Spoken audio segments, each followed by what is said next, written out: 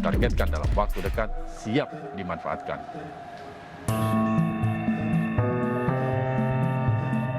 Sejumlah mobil pembawa jenazah masih hilir mudik masuk dan keluar ke lokasi tempat pemakaman umum Rorotan, Cilincing, Jakarta Utara. Sepanjang Sabtu kemarin, lebih dari 58 jenazah pasien COVID-19 dimakamkan di TPU Rorotan. Sejak dibuka menjadi tempat pemakaman khusus pasien COVID-19 yang meninggal, di TPU Rorotan telah dimakamkan lebih dari 3.000 jenazah. Saat terjadi lonjakan kasus COVID-19 di ibu kota, setiap harinya TPU Rorotan dapat dimakamkan hingga 200 jenazah pasien COVID-19. Lonjakan warga yang dimakamkan akibat terpapar COVID-19 membuat pemerintah DKI Jakarta berencana kembali menambah lahan pemakaman di TPU Rorotan. Lahan seluas 3 hektar kini tengah dipersiapkan di TPU Rorotan untuk dimanfaatkan sebagai lahan pemakaman jenazah pasien COVID-19. Sebelumnya, Pemprov DKI telah mengalokasikan 3 hektar lahan di TPU Rorotan untuk pemakaman jenazah pasien COVID-19 dengan kapasitas 7.200 petak makam. Dari Jakarta, Nadia Raisa, Dharma Pandularas melaporkan. Tingginya permintaan serta kebutuhan oksigen di kalangan medis membuat stok oksigen di pabrik oksigen di Madiun kosong. Akibatnya puluhan rumah sakit di Keresidenan Madiun mengantri tabung untuk pengisian oksigen.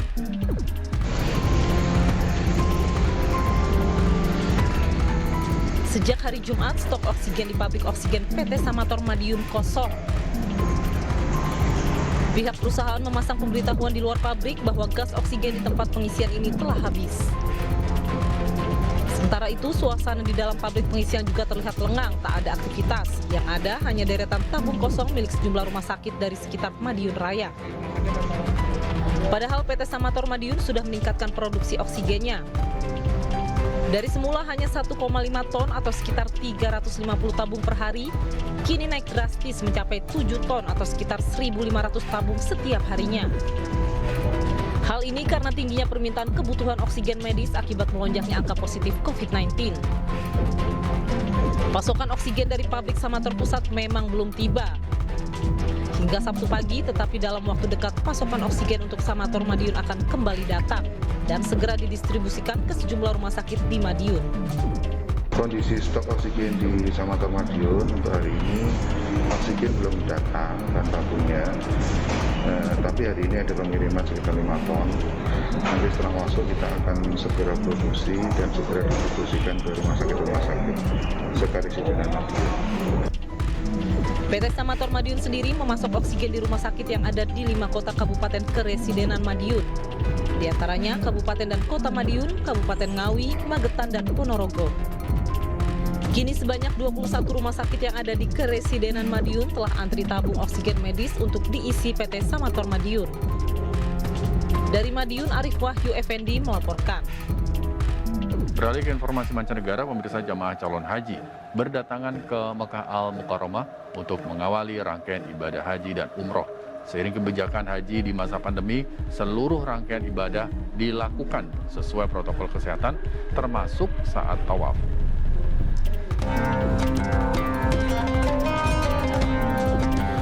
Jemaah calon haji mulai berdatangan ke Mekah Al-Mukarramah hari Sabtu. Menginjakkan kaki di tanah suci, jemaah mengawali rangkaian ibadah dengan melakukan tawaf kudum yang merupakan tawaf penghormatan kepada Baitullah. Bagi jemaah yang melakukan haji ifrad, tawaf kudum adalah sunnah dan ditunaikan di hari pertama kedatangan di Mekah. Sementara bagi jemaah yang melakukan haji tamattu, tidak disunahkan untuk tawaf kudum karena tawaf kudum yang dilakukan sudah termasuk dalam tawaf umroh. Seiring kebijakan haji di masa pandemi COVID-19, seluruh rangkaian ibadah dilakukan sesuai protokol kesehatan, termasuk saat mengelilingi Ka'bah di Masjidil Haram. Tahun ini, haji hanya diikuti sekitar 60.000 orang. Selain protokol kesehatan, pengamanan juga diperketat. Aparat keamanan berjaga di setiap checkpoint untuk memastikan jemaah dan petugas yang masuk tanah suci memenuhi seluruh persyaratan. Selain pemeriksaan di pos pemantauan dan patroli rutin, polisi juga dikerahkan di pusat-pusat layanan darurat. Pemirsa, Menteri Pariwisata dan Ekonomi Kreatif Sandiaga Uno membuka kegiatan BIMTEK dan workshop online Anugerah Desa Wisata Indonesia 2021 secara virtual di Jakarta. Bimbingan teknis serta workshop tersebut diharapkan dapat mempertajam dan memaksimalkan persiapan pengelola desa wisata untuk memasuki tahapan berikutnya.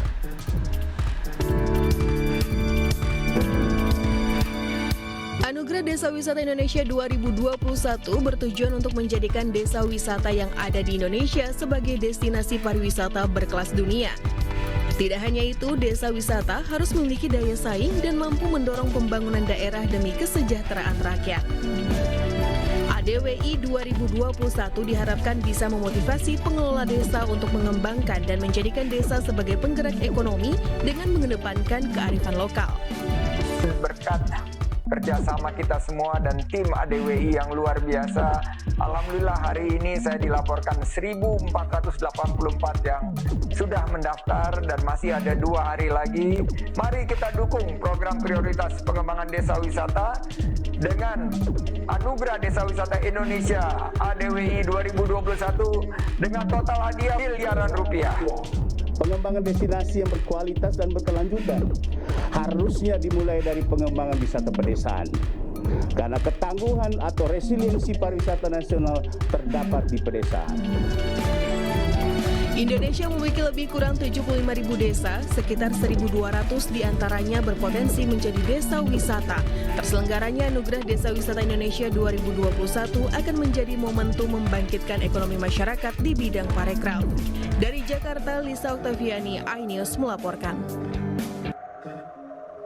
Pemirsa, mari bersama melawan corona dengan berdonasi melalui MNC Peduli untuk membantu para tenaga kesehatan dan masyarakat terdampak COVID-19 melalui MNC Peduli account atas nama Yayasan Jalinan Kasih lewat rekening MNC Bank, BRI, Mandiri, dan BCA.